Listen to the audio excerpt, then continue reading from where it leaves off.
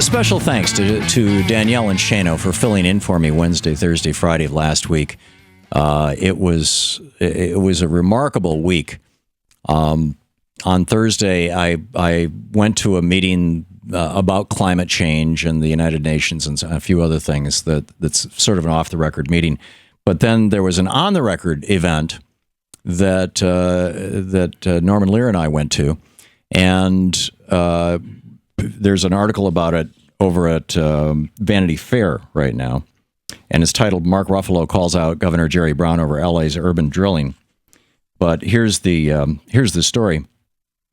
There are two Oscar-nominated actors this year who have worked tirelessly as environmental activists off-screen: Mark Ruffalo and Leonardo DiCaprio. And on Thursday, 4 days before the Academy Awards, the brothers in Eco Arms pulled focus to LA's dangerous practice of urban drilling by embarking on a toxic tour of all the drilling sites in LA proper. The duo were joined by other Hollywood creatives, including Rashida Jones, Norman Lear, Ed Begley Jr., Shepard Ferry, as part of the Hollywood United initiative Ruffalo launched this last November. And, they basically got on a bus and they went on this tour of all these drilling sites and ended up at a public park surrounded by drilling wells, and which is where Norman and I met the group. And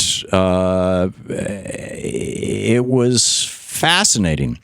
And I had my handy-dandy cell phone with me. And it was just a small group of us. I mean, there were several people a number of kids, a number of young people from 10 to 18 or thereabouts, who were impacted, who had gotten sick from living near well sites, and the father of a family where he said he's from that ranch, what's it called, where the huge blowout is happening. And he said all four of his kids are getting nosebleeds and rashes all over their body. He had a rash.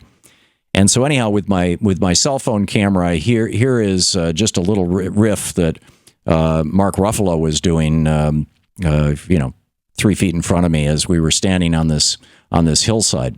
Here it is. Look what happened at Porter Ranch. That's a negligence of regulatory oversight. That stuff shouldn't be happening. Under those pressures, those wells should be testing those wells every single day. We shouldn't be using oil wastewater in the Kern River Valley to irrigate our crops here. For every barrel of oil, they're destroying 10 barrels of water during the biggest historical drought in history.